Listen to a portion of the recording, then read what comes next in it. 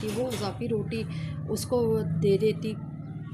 कुबड़ा फ़कीर दरवाज़े पे दस्तक करता, वो उसको रोटी देती और कुबड़ा फ़कीर कुछ भी ना बोलता, सिर्फ़ ये फ़िक्रा बोलता कि जो नेकी तुम करोगे वो तुम्हारे पास वापस आएगी, जो बुराई तुम करोगे वो तुम्हारे पास रहेगी।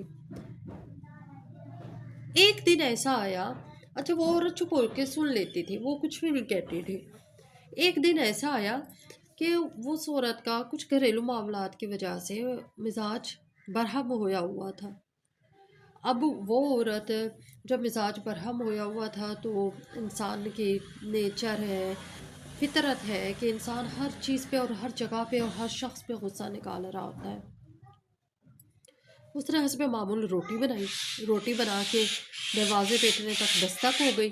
दस्तक जब हुई, वो औरत रोटी लेकर दरवाज़ा खोलकर फ़कीर को देने लगी। अब वो कुबड़ा फ़कीर जो था